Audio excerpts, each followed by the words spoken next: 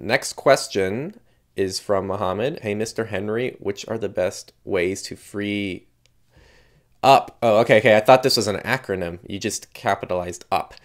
Free up large storage in Windows 11. Um, I don't know. I think Delete. Oh, actually oh. I don't know. I don't know if it continues or not. The Um, formatting of this question is confusing. yeah, I don't know if this is all one question now. I'll get back to what looks like a question, which is free up Yeah. storage in Windows 11. I mean, you can delete old programs you don't use, just delete files. That's pretty much it. Like, what else can you do? I guess you can, yeah, just delete old programs or delete old files. I don't know what else to recommend. Between the article for Apple's backdoor and Mohammed's question, it seems pretty evident that reading comprehension isn't a requirement for techlore employees. The question is asking how to free up space on each of these platforms.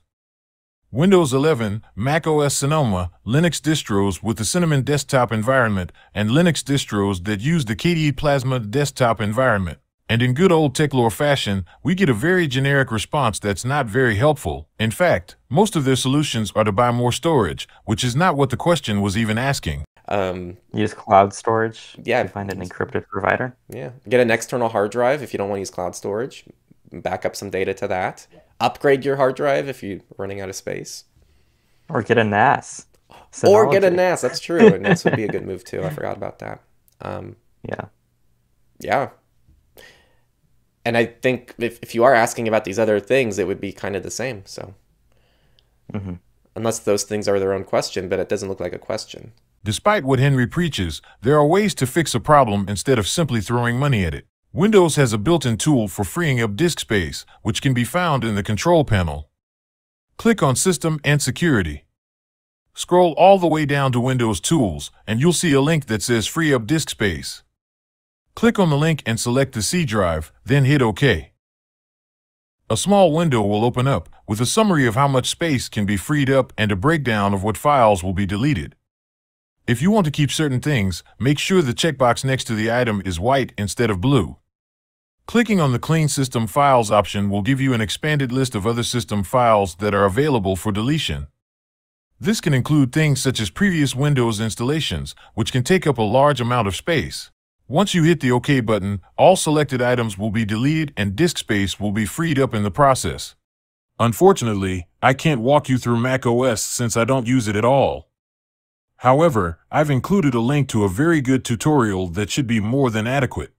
As far as Linux, Cinnamon and KDE Plasma are simply desktop environments.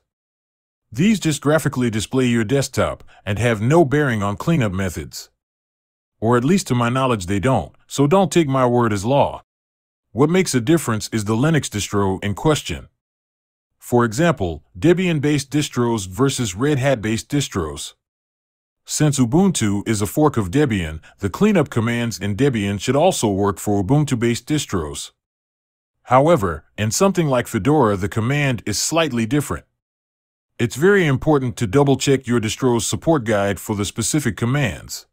That being said, there are two simple commands for cleaning up Debian and Ubuntu-based systems: auto-clean and auto-remove.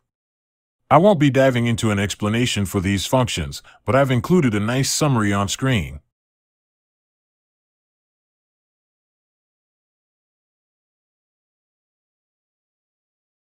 Simply open up the Linux terminal. Type in one of these commands, then hit Enter. Enter your password when prompted, then hit Enter. Now repeat the same steps for the next command. With auto remove, you may be given a yes or no prompt, in which case type the letter Y, then hit Enter. Another tip is removing old Linux kernels you no longer need or use. Granted, it is a good idea to keep one or two old kernels for compatibility reasons, such as specific hardware or software. However, very old and unsupported kernels should be removed. This can often free up a significant amount of space on your system. As an example, I'll be using Linux Mint. Simply click on the Update Manager icon. On the menu bar, click on View and then Linux Kernels. This will bring up a list of kernels, organized by version number. You'll also see which kernels are installed, which one your system is actively using, and the support status of each kernel. To remove a kernel, simply click on it, then click Remove. A window will pop up, asking if you're sure you want to uninstall the kernel. Click Yes, and the uninstall will proceed.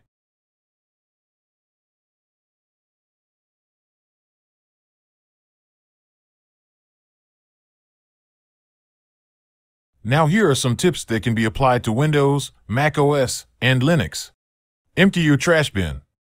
Compress files and folders into archives using programs such as 7-zip. Convert audio and video files into space-saving formats. If none of the discussed tips helped, then you're looking at upgrading your internal drive or moving files to an external hard drive. Cloud storage isn't recommended, and using a NAS device is overkill for the average person. If anyone has additional tips and tricks to offer, feel free to mention it in the comments.